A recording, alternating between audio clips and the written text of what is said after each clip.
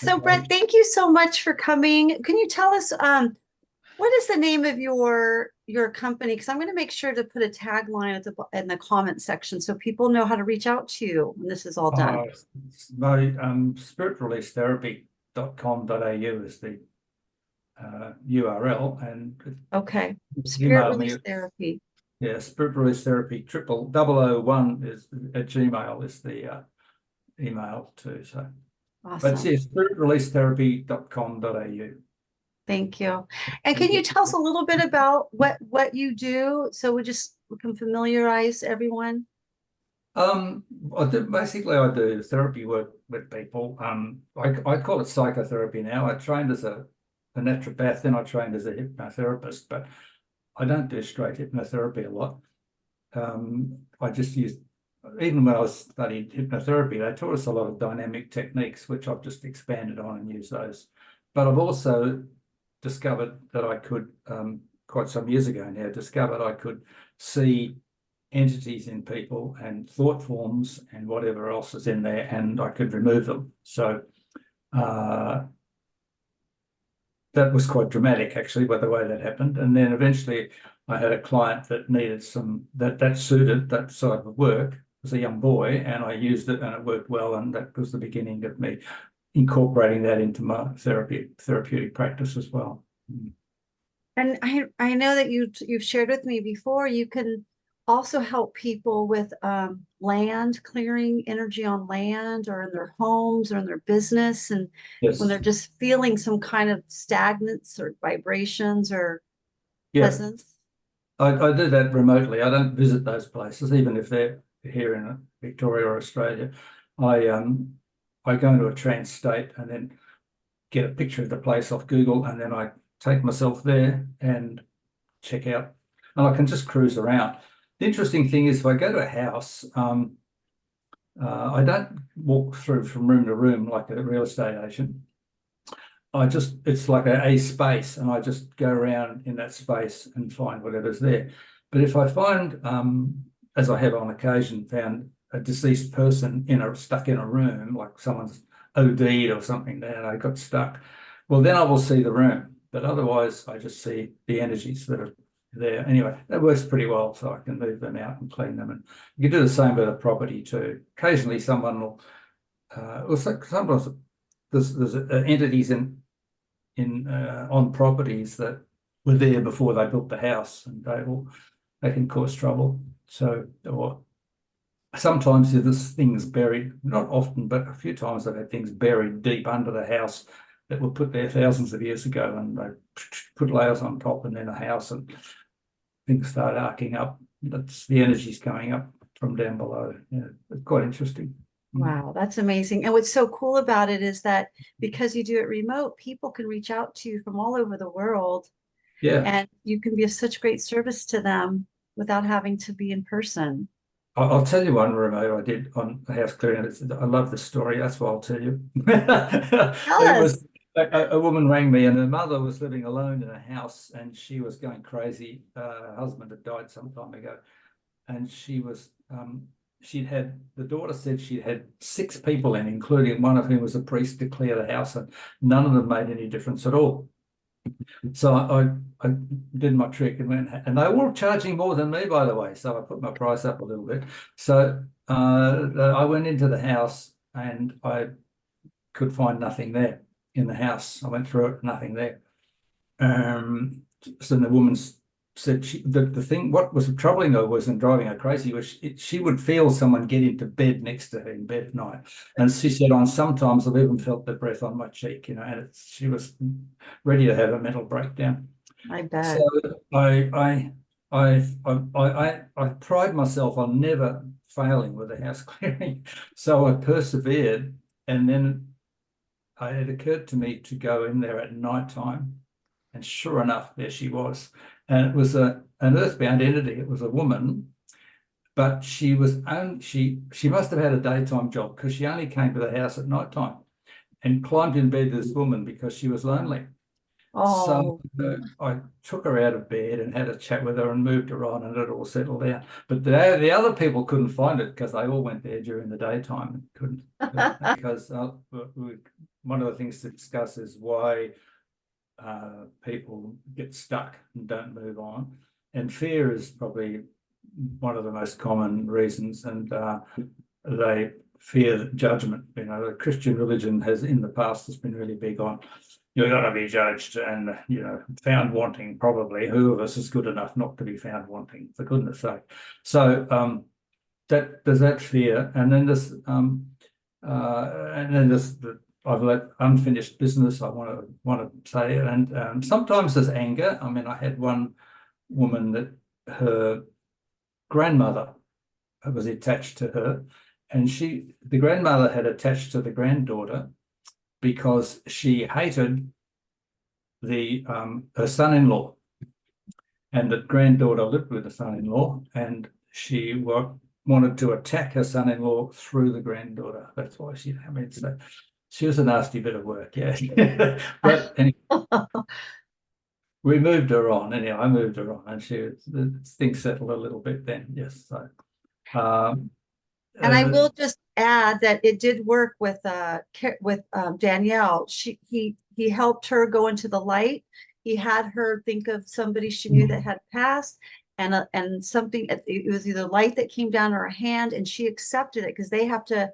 It's bringing the awareness to them, and then they have to make the acceptance. And then Danielle left, and Bodhi was free. He did not have any more nightmares with Danielle. She was free. So I didn't want to finish that part, but yeah, good. And so when you meet someone in the next world or in the in between world that we're going to go into, you sometimes have to convince the person that they're dead, right? Because sometimes if they've died in confusion or unexpectedly in an accident or something, they may not be aware that they've died, and they may argue with you about that.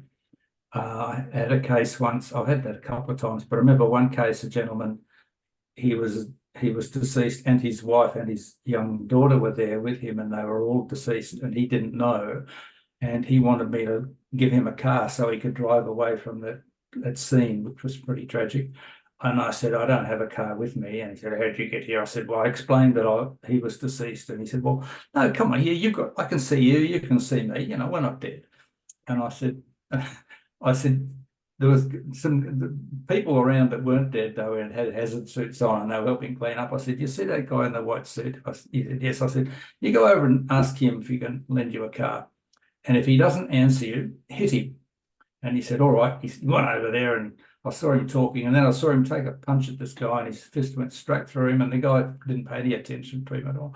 So he came back and he said, yeah, right. So I moved him on, but he lost one of his kids and couldn't find him. But I suspect that boy maybe wasn't dead. But those three. But he didn't. He had to be talked into it. He had to be shown that he was dead. So you might find yourself in that position. So you just got to use your common sense and be innovative like that, and not be frightened to maybe tell people that they are actually deceased, because that's the case. Yeah. But be sensitive too, you know. It's not an easy time for some people. The other thing to remember is you're quite safe doing this today. These earthbound entities can't hurt you. They weren't attached to you. If anything did attach to you, we'd sort it out when you came back anyway and get rid of it without a problem. But you're quite safe. So don't let that linger in the back of your mind that you may not be.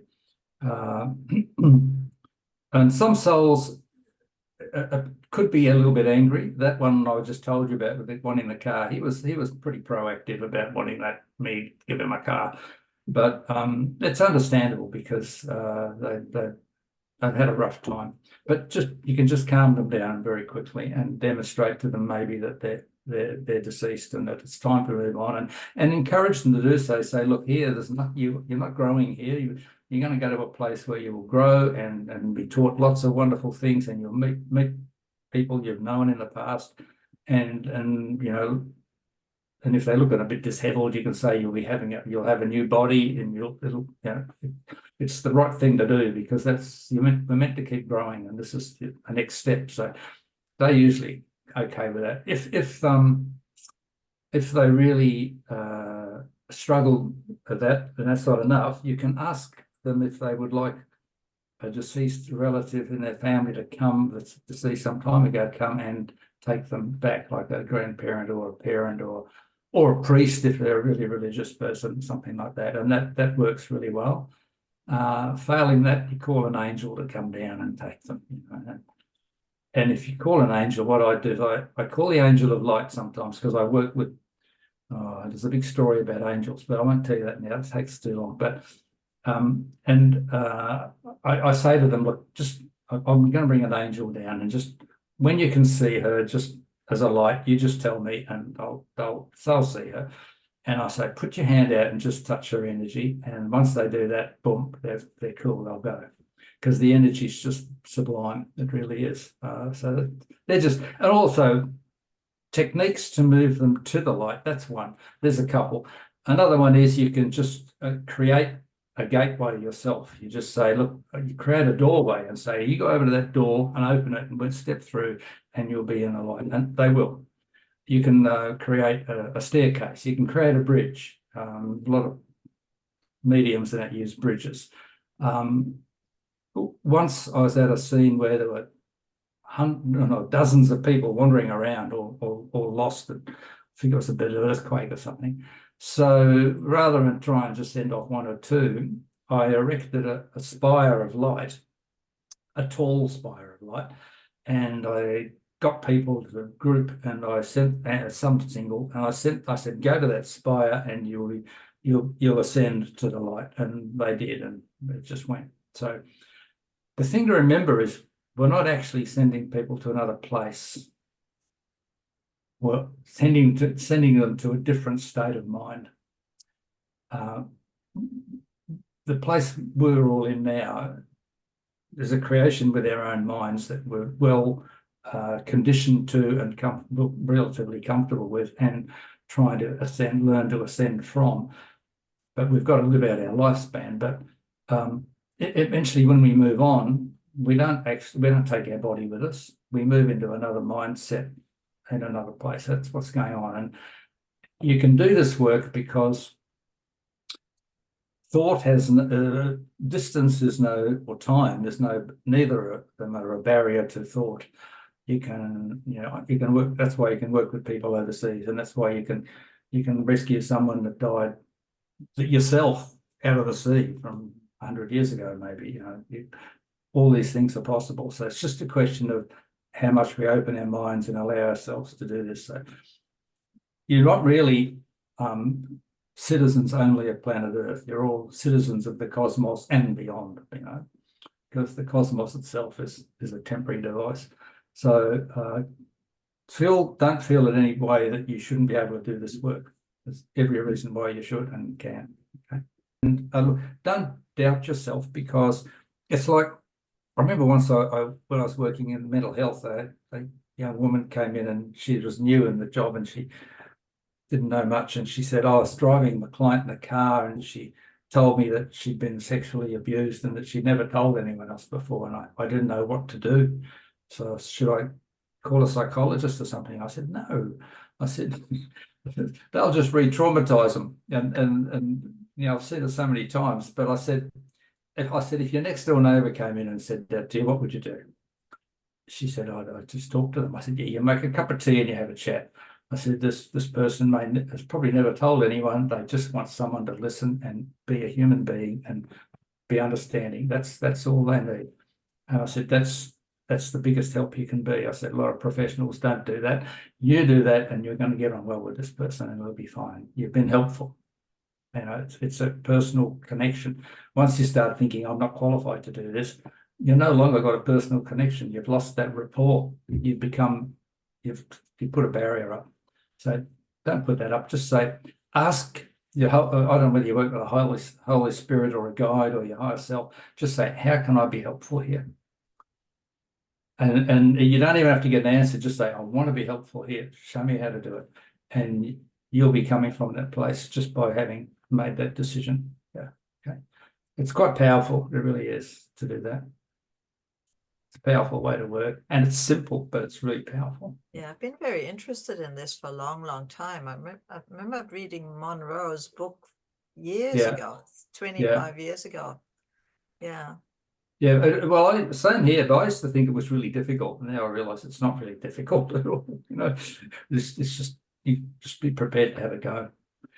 So I'll take you there, and I'll take you on a journey, and then your journey will take you to wherever you've chosen you want to go, right?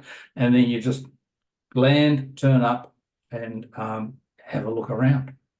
And you'll, at first, if you get there and you don't see much, just be still, and then the scenery will fall into place, and you'll see things happening. Okay.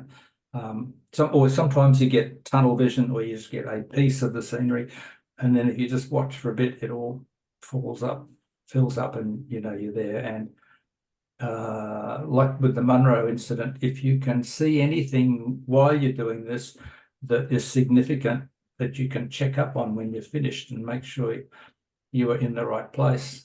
For instance, in that incident where the man, I told him to punch the other guy, we were standing on a sort of a flat, muddy area, which was just covered in mud from a landslide. And at the far end of it, though, there was a drop of about 10, 12 feet to a roadway.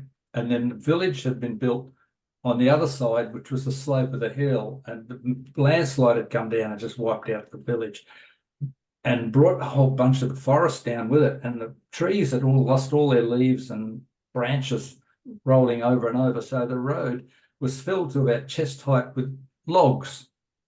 And I looked at it and thought, far out, no one could have survived that.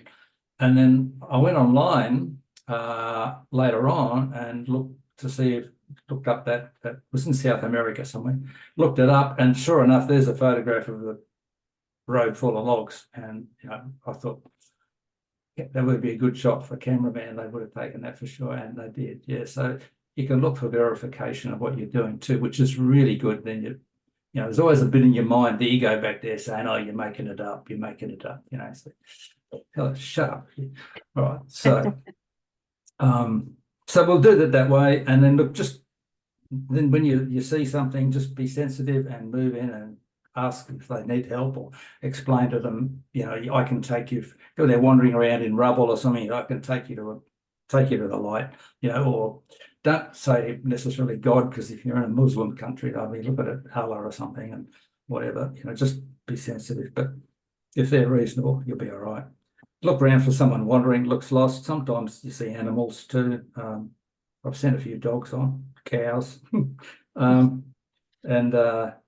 you may have to prove to a disbeliever, or just encourage them to understand that they're gone in some of the ways I mentioned.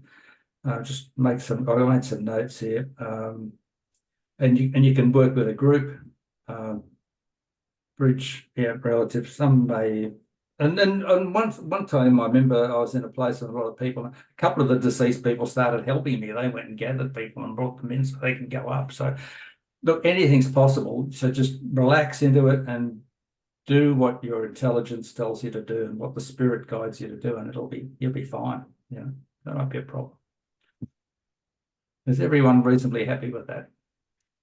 This is wonderful. Thank you for all that explanation. So helpful. Right, we can get started then. So just get yourself, you're already comfortable, so don't have to worry about that. And we're just going to lead in so that we do that, get into a meditative state or a slightly altered state of consciousness, so that we can do this work. So take a deep breath, and as you breathe out, just imagine you're breathing down through your body and out through your feet, and you're letting any tension in your neck, shoulders, head, just letting it fall away down through your body. You breathe in as much as you need, and then another long, slow breath out, down through your body, relaxing your arms, your hands. We'll do a few more like that, relaxing the chest muscles. Just letting all the thoughts, and then work down to your stomach muscles, On the next breath, don't hurry, take your time, long, slow breath out. And when you finish that long, slow breath out, down out through the soles of your feet, pause for a moment or two before you breathe in and just relax into that little quiet space between the exhalation and the inhalation. Quite calming. Yeah, beautiful. Go down to the lower abdomen. And if there's any part of you that remains a little tense, just focus on it and breathe that tension out in a relaxed, easy fashion. Letting your muscles relax and extend down through the legs, your thigh muscles relaxing. All the cells of your body doing a slow dance, moving into harmonious patterns with each other. Letting the events of the day be gone out of your mind. For the next little while, you're on a holiday from the world and from any troubles you've ever had in your life. This is a beautiful, clear space you're creating. The knees, the joints, the lower legs. Feel how loose you are. If you're not loose, breathe another breath out. Relax a bit more. Relaxing into that little space between the breaths. That's good.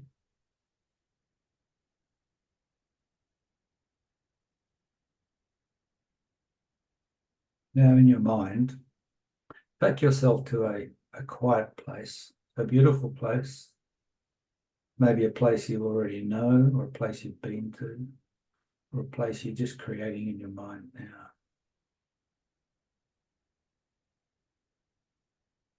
You may be in a still pond of water in a forest or on the beach. There's no one else around but you. It's very quiet, very pleasant, very relaxed. It may be indoors to you. Then get yourself very relaxed in that place so you can sit still or lie still without moving for a while. And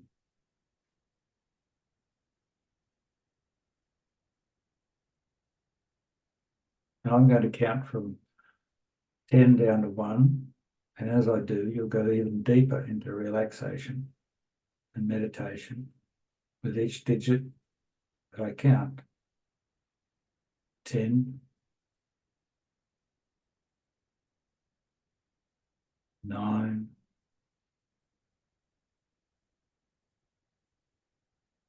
8, 7,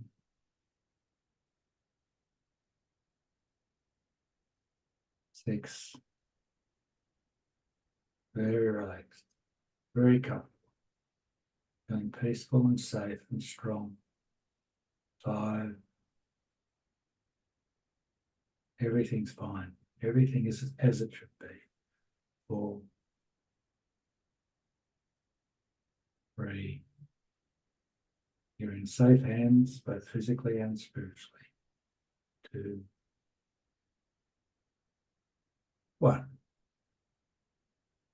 I want you to be aware, wherever you are, a cloud has come down and landed on the ground right next to you. It doesn't look like a cloud, it probably looks like a big fluffed up doona or something.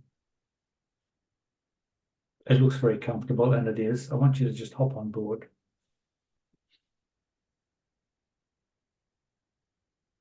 And that cloud, or the big doona, as you might call it, will just slowly lift you up like a flying carpet.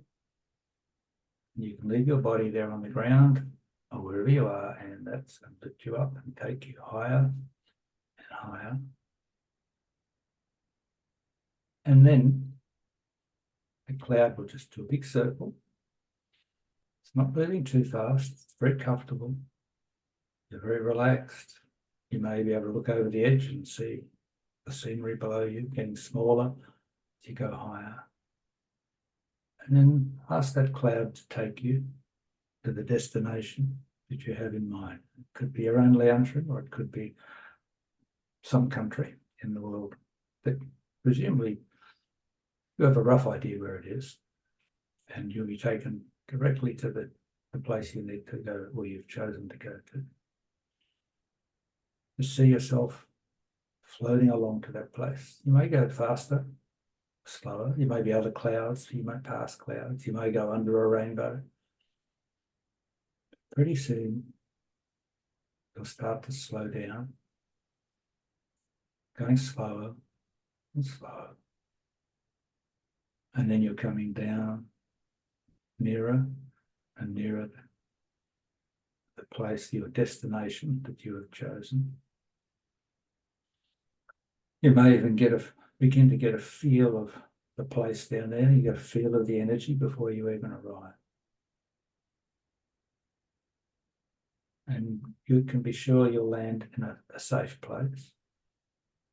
And you don't even really have to worry about that because you can't be hurt. You're not a physical body anymore.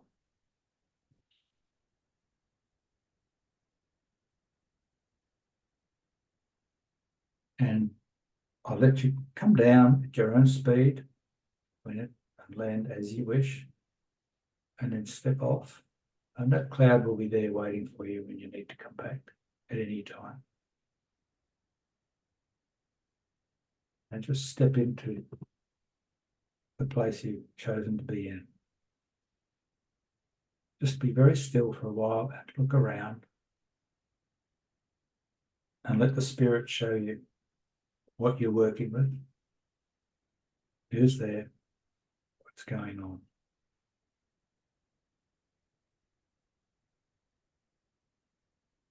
Might take a moment or two to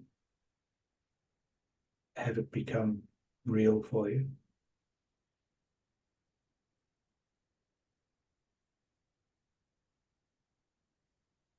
But if it doesn't, and you haven't made it a successful landfall, raise your hand and I'll see what we can do with you. But otherwise, you just have a walk around and see who you can help and what you can do. And just experiment with approaches, experiment with whatever, but your good intent will look after you.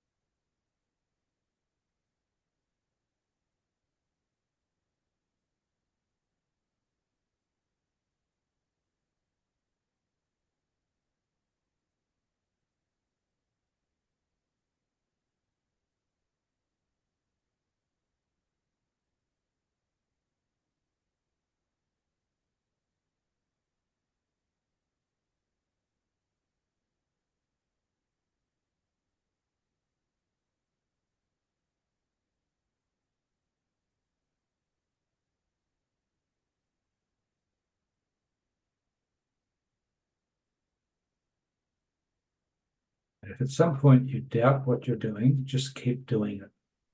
Because when you look back on it later, you'll realize that what you're doing was quite real and quite important.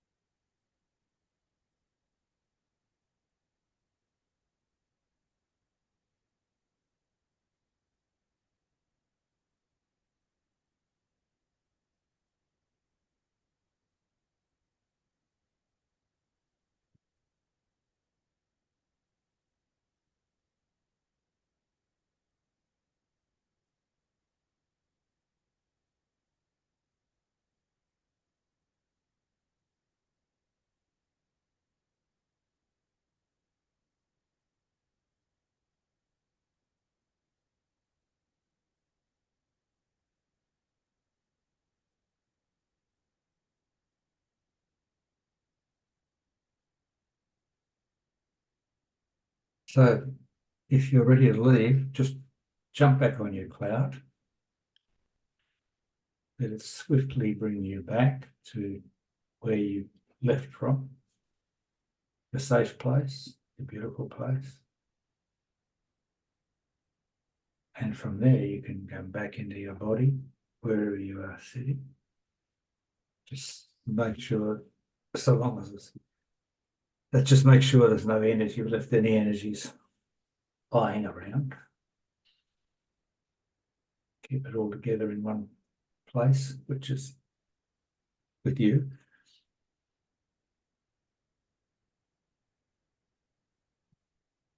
And then when you're ready, just allow yourself to, allow the energy to come back into your body. I'll count to 3. And as I do, you'll come back to normal conscious waking levels. 1, energy back in your body. 2, aware of yourself in your body, sitting down, standing up, whatever you are. 3, deep breath in, back to normal waking consciousness.